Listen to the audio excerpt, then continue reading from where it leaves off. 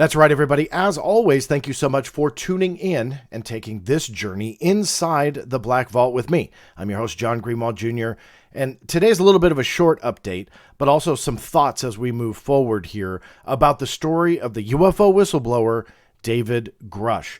Now, I'm sure you've heard a lot of the media stories. It's died down a little bit since it first appeared a couple weeks ago, but there's some new developments that I think are pretty cool. So I wanted to make this short update video for you, bring you that update, but also to kind of give you some thoughts of where I'm at with it, if you couldn't tell from the first video I dropped to today. Now, as you can tell from that video, for those who did watch it, I'm pretty skeptical about the claims.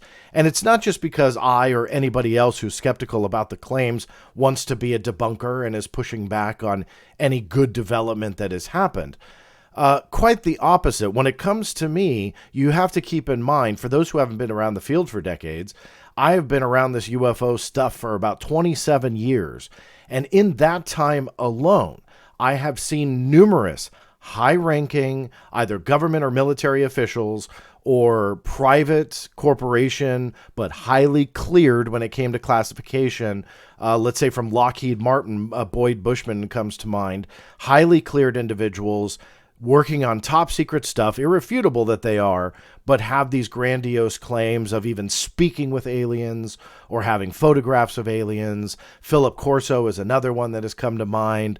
It's a book that will forever live in infamy in this field, but really our world didn't change after he came out. He didn't really bring anything with it.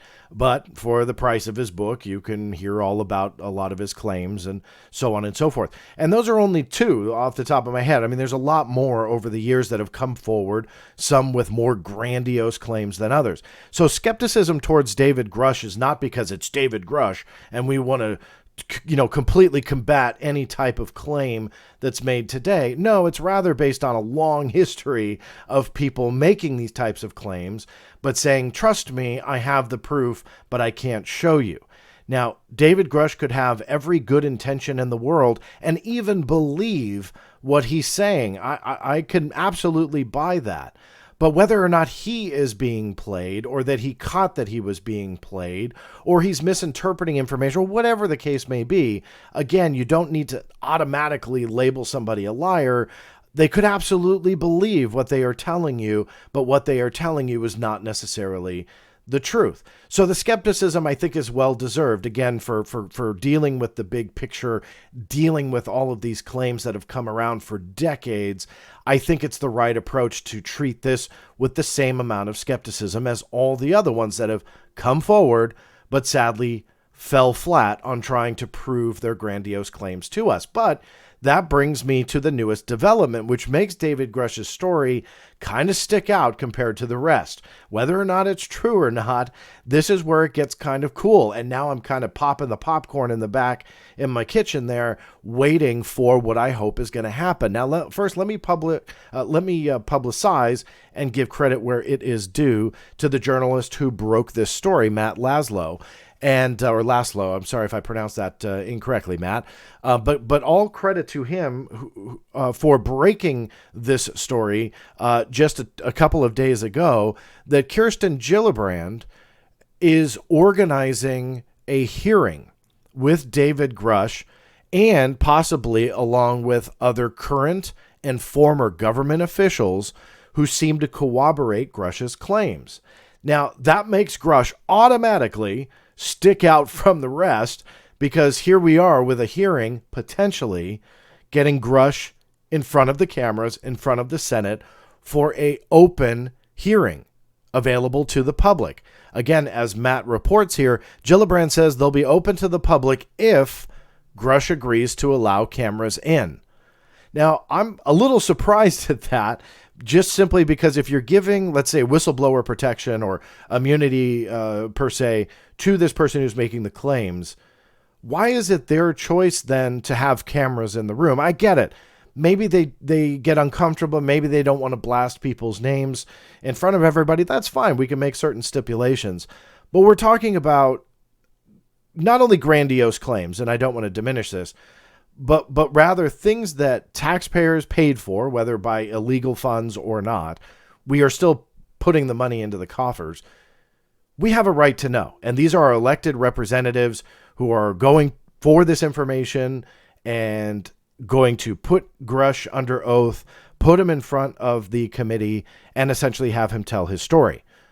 I don't believe that he should have that choice. That's not to be offensive towards Grusch at all, but rather, come on, this is ridiculous. We shouldn't allow him to make the stipulations. If he wants to make the claim, let's make them. He doesn't have to put accusations on anybody. Those can absolutely be behind closed doors. So he doesn't have to name names. But let's, either make up pseudonyms or something. But I think the public definitely has a right to know. So I'm a little surprised at that. Maybe that's just protocol and procedure for experts that they're going to bring in. So fine, it is what it is. But my disagreement stands on whether or not that should actually happen. But definitely check out Matt's blog here and reporting on his website. And I'll link that in the show notes below, so you have that and you can explore more in depth. He's actually written some more stories since this one. I'm not going to go through all of them, but again, full credit to him. He's the one that broke the story. He's the one that deserves the credit. So make sure you go check out his website and take a look at this exclusive story that he wrote. But I want to switch gears a little bit with that development. So there's the update, right? I wanted to just give you this is where we're at. If the Senate is finally taking this seriously and they're going to put Grusch under oath in front of their committee, that's great. And I hope that it happens, right? I'm crossing my fingers. I hope that the Senate will hear from Grusch. I hope that he agrees to have cameras, and I hope we all hear a little bit more about his story. But switching gears a little bit, here is the deepest part of my skepticism about Grusch's claims. And although I covered it a little bit in the first video I did on this, I want to punch the note again with a little bit more detail because I think it's deserving. And I think that this can be applied to anybody who's essentially bringing forward any other types of claims that are grandiose and nothing happens to them, meaning they don't get taken away in cuffs for spilling security secrets or whatever. I think that this is something that we have to take into consideration all the time. And it's rooted to the Security Classification Guide on UAP. And I believe that this is going to be a key part in unraveling this mystery on what truth there is behind Grusch. Now, I hope that I am wrong. However, this has bothered me since day one, so I'm going to explore it a little deeper with you because I got a lot of questions for my skepticism when it came to this as well. And I had brought up the guide briefly, but also the Dopser approval for Grusch being able to speak about all of his claims that he has been with essentially clearance from the Department of Defense and their arm called Dopser. Now, a quick refresher, Dopser is the arm of the DoD that essentially reviews information from former or potentially even current DoD personnel that want to speak about something, but they are or were a clearance holder, and Dopser's job is to ensure that nothing that they talk about, no claim that they make, no program that they talk about, no anything encroaches into classified territory. But the key is that's all they're looking for. They do not endorse the information, and they do not fact check the information. They ensure that no classified information is within somebody's manuscript or book, television, screenplay, letter, speech, PowerPoint presentation, whatever. That's what they are there for. And they are cleared at the top secret level. And their protocols and procedures allow them to look at what is being put in front of them, review it, and then make that determination. Once they make that determination, they will put on there a stamp for open publication, and that's it. Now, part of Grusch's story was that, as we are told, he did this. He took his information, he took his claims, he put them all on paper on what he was going to say to apparently Leslie Kean, Ralph Blumenthal, and later News Nation, put them to Dopser, and said, okay, I want to talk about this, and he got the open clearance to do it. Now, in Leslie Kean and Ralph Blumenthal's article that was published in the debrief, that was a point that was punched. Why? Because it's interesting. because he got the clearance. But when you dig a little bit deeper, the question should be, why did he get the clearance? If this stuff is completely highly classified at the most top secret level, entrenched into special access programs and so on and so forth, it should have never passed DOPSR. And the biggest pushback on that was two things. The first being DOPSR's not cleared. They're not high enough to be cleared, so they're not in the know. So to them, it's all bunk, but in reality, they're just not read into the program. Now, I'm sorry, that does not hold any weight whatsoever to me because, again, their entire job is to ensure that no classified information spills out into the open. But that does not automatically mean that they have to be read in to every single special access program or anything like that in order to determine that. Because when somebody puts information before them, I've never worked for DOPSR, never worked for the DoD, despite those conspiracies about me. However, I know enough to know that they're probably going to do their due diligence to at least put some feelers out, take that information, and even though they're not cleared to, again, have carte blanche access to every special access program and government secret that has existed from the beginning of the government itself, even though that might not be the case, their policies and procedures are going to have them take that information and extend to other arms of the DoD to ensure that that information that may be better served asking Department A or Department B, hey, is this classified material? They will do that. And in order for Department A or Department B to look at it, DOPSR sends it over, and they don't need to read anybody in. All they have to say is, no, we are not clearing this. That goes back to DOPSR. DOPSR sees that and goes, okay, it's not cleared, and Grusch doesn't get his cleared for open publication stamp.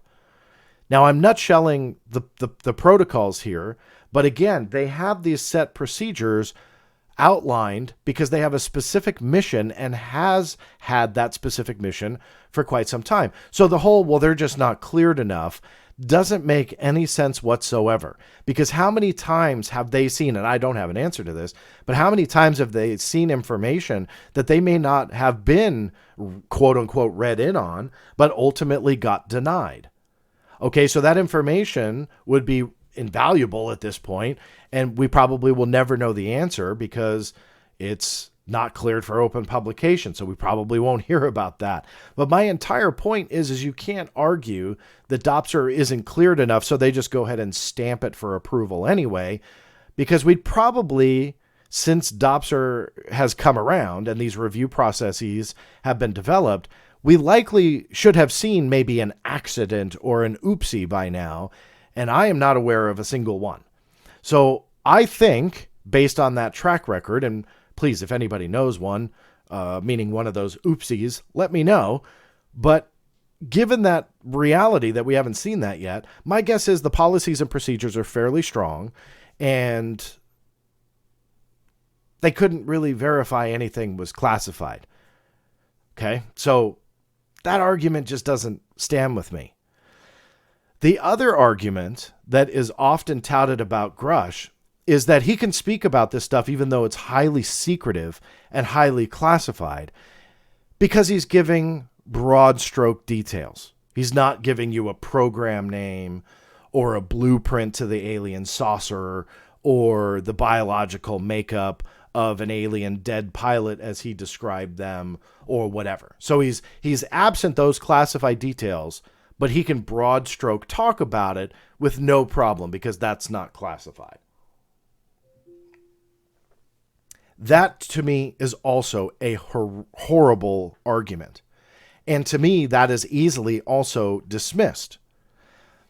Now, that's where I now bring up the security classification guide. When you talk about highly classified programs, and you talk about these highly classified programs without specific detail, they're still classified. I have long used the stealth fighter example just to kind of make it easy. Back in the day when the stealth fighter was never known to the general public and the F-117 was in development and even flying for however many years that it was, you could not give broad stroke details about an aircraft flying in the sky that was essentially describing the F-117, and that's okay. You couldn't do that, right? I mean, there was leaks all the time. Aviation Week magazine was notorious for getting these leaks about what was in development. However, you still couldn't talk about that, even again in broad strokes. And it's because the details about a classified program or classified piece of technology, the facts surrounding whatever we are talking about are classified in themselves, meaning it's inherently classified, meaning you can't go around describing stealth technology before it was acknowledged. And just because you didn't give the program name it was involved in or the blueprint and chemical composition of how it was made, that doesn't mean you can still talk about it. And to prove that, it's very easy. We can use the Security Classification Guide for UAP. Now, if you don't know what this is, the Security Classification Guide is something that I had received back in, let me pull up the PDF here so we have it, back in December of 2021. And this was a big get for me because this was the first time it had ever been released to the public. But it also proved what we kind of knew already, but now it was definitive that there was a guide on how to classify UAP. What was classified, what wasn't, at what level of classification. And UAP isn't the only thing with a classification guide. There are many things with classification guides. It defines the secrecy about programs and or topics. In this case, UAP. Now, when you scroll down, this is what I had received. And I have a whole video on this, so please, if you're curious about this, make sure that you check out that video because I go into much greater detail. But you can see that it was prepared in April of 2020. It was approved by Scott Bray. Yes, he's the one that was at that first UAP hearing in front of Congress. He was there with Ronald Moultrie. He approved it in April of 2020, so this thing has been around for a while. And again, just to nutshell it, this defines the secrecy behind UAP. Now, you'll see, I'm not going to read it to you because, again, that video goes into much more detail, but this is what I want to focus in on. These are essentially the definitions of what and what isn't classified. And you'll see here that they're not blueprints, they're not photographs, they're not anything but the facts surrounding UAP. For example, the term UAP. Well, we all know it. It's not a classified term. So that is spelled out that the classification is U, or unclassified. 1B, the fact that Navy pilots and other Department of Navy personnel have witnessed and that certain DON or Department of Navy technical systems have detected at unspecified times and places UAPs. That fact considered unclassified. Another one, the fact that the frequency of UAP sightings has increased in recent years without any further information regarding when, where, or how often sightings have been reported. That fact, unclassified. I'll read one more. The fact that Navy has an ongoing effort to gain knowledge and insight into the nature and origins of UAPs, as well as their operations, capabilities, performance, and or signatures. That fact is unclassified. You can see here that there's a couple more. The last one talks about the task force mission, the fact that the task force mission is to detect, analyze, catalog, consolidate, and exploit non-traditional aerospace vehicles / UAP posing an operational threat to U.S. national security and avoid strategic surprise. That fact is unclassified. So again, you're not seeing blueprints, photographs, videos, or anything of great detail other than the facts surrounding what is, and you can tell by here, a highly classified issue within the United States military. When you get past those few facts on the first page that are all unclassified, you get to all of this. Now, we don't know what is under all of this. We have a header here: intelligence collection, exploitation, analysis, and products. Underneath that, all redacted. You can see there, all national security reasons on why it's redacted. Look, it even keeps going. Now, what does this tell us? Even though we can't read what's under the black, what does this tell us? Well, let me take it back to Grusch. If anything that Grusch is claiming, like dead alien pilots, like captured non-human craft, all of that is connected to UAP. I mean, he used the term That's just what the whole topic is all about. So those facts, the realization that, again, dead pilots, alien craft, that we have all of this stuff, wreckage, debris, all that kind of stuff. If that is true, it's under this. It's under all this black, right? I think we can all agree to that. That if what Grusch is saying, let's get beyond the debate. If what he is saying, it would be under here. Because the entire point of this guide in the classified world is to define classification for UAP. So if Grusch is telling the truth, that stuff would have to be here. That's just how this works. And yet all of it is redacted. Ergo, it would be classified. Translation, Dopser would never let this fly. And since it was dealing with UAP, we could probably deduce that Dopser went to a couple of different places. Since Grusch had claimed he was from the UAP task force, then the Navy would likely be a place that they would extend out to and say, hey, we've got somebody who wants to talk about XYZ, and the Navy would come back. Again, doesn't have to read Dopser into anything. Obviously, arms of the DOD would be places that they would extend out to and say, hey, we've got a guy who wants to talk about this. Can he talk about this? And obviously, he got the stamp of approval. Yet, all of this, all the other details, other than the select few that I read to you, and there's like one or two more that I skipped, but they're pretty non-exciting. We've known it for years, all unclassified. Everything else is classified. And I'm running into that problem when dealing with UAP-related requests, that if I'm not dealing with those few things like pilots seeing something and those very basic facts, everything is coming back classified. Yet Grusch was able to talk about this. This is a huge problem for me because you can't look at this, a proven, factual, irrefutable document. You can't look at this and understand the true, deep classification nature behind UAP and then turn around and look at Grusch and go, I bet he's totally fine to talk about all this. Those things do not go hand in hand. Now, I can smell the third excuse that people are going to throw at me when they hear that I am saying, hey, look, this classification guide defines all secrecy, that everybody is left in the dark. Anybody who played a role into this, which we do know was UAP task force members. I do believe I know who wrote this. I don't think that is public yet. I can't prove it yet. I aim to. I am 99.9% sure I know who wrote it. But I'm not trying to play secrets here. I can't prove it, so I'm not going to make the claim yet. But I believe that I am close to doing so. However, there was another UAP task force member who claims to have helped write this.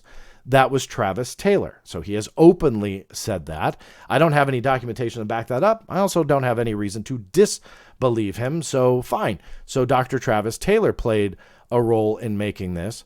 But we also don't know who else outside of the task force may have been in charge of or overlooking this. So that third excuse that I could just see, the writing is on the wall that people are going to throw at me. Well, all of them are just in the dark. The UAP task force was not read in as Grusch claimed. So Travis Taylor wouldn't know about all of that. He wouldn't put that information in the security guide and so on. But I don't have any type of example in the history of security classification guides or anything like this that I've found yet. Anybody who has one, send it on, where there are multiple security classification guides. That security classification guide is used at this level, but then there's another security classification guide used at the top level that deals with dead alien pilots and alien craft that we have in our possession. I'm sorry, I don't know of any, nor do I think that makes sense. So these types of excuses to fall back on to kind of help crutch Grusch's claims along, they actually don't help in the long run at all, because it's going against a documented historical fact about how all these things work. And if people want to fall back on that and say that this is the first time in history that any of that has ever happened, but I can absolutely see it happening, great, but you're going to have to try and prove it somehow. And that's the biggest problem that I have with Grusch's claims. Again, it's not that he's making it all up and he's some big fat liar. No, he could absolutely believe what he's telling you, that he could have absolutely heard from whomever he heard it from, the claims that he's stating. But look at all the evidence on what kind of throws a monkey wrench into the wheel of this being true. And I think that there's a lot going against it, which again is the root of my skepticism. But as we inch closer, I hope anyway, to Gillibrand's effort to get Grusch in front of the Senate and in front of committees under oath, I can't wait, because I want to hear what he has to say. And I understand he may not be able to name names in that setting. That's not what I'm interested in. But if they give him that ability to go under oath and to essentially speak freely and to have that immunity, and the whistleblower language is solid, and there's claims that Grusch played a role in helping write that language. Okay, I mean, if that's true, again, a little wonky there that Grusch would be in the office, helping, but fine. Okay, I mean, I'm not gonna chastise it. So if that's the case and he wrote it, then the language here that's either coming or is already on the book should be okay for him to feel okay to speak. So I hope he doesn't have a problem with cameras. I hope that he goes in front of everybody, and that I hope that he tells everybody the reality of what's going on. But in the end, this is what kind of worries me about the deepening of secrecy behind this, coupled with the claim that Dopser just signed off on it. No problem. Yeah, David, you want to talk about this? Not a problem. You're cleared for open publication, whatever. That doesn't seem right to me. But I want to close this video with one extra thought that nobody's really talking about. And I hope that it becomes an outdated fact that's in my video now, but I hope it quickly becomes outdated, because I want this to change. What David Grusch had submitted to Dopser is being hidden from you and I. Why is that? And I want to know. I think that there's something there. I think that there are going to be more questions to be asked. Now, we do know about page 1. That has been released just because they showed it on screen at News Nation. So on one of the pieces, they did kind of what I call a graphic spread. And so they took the documents and they spread them like a fan and made a graphic out of it. The only one you could see was page 1.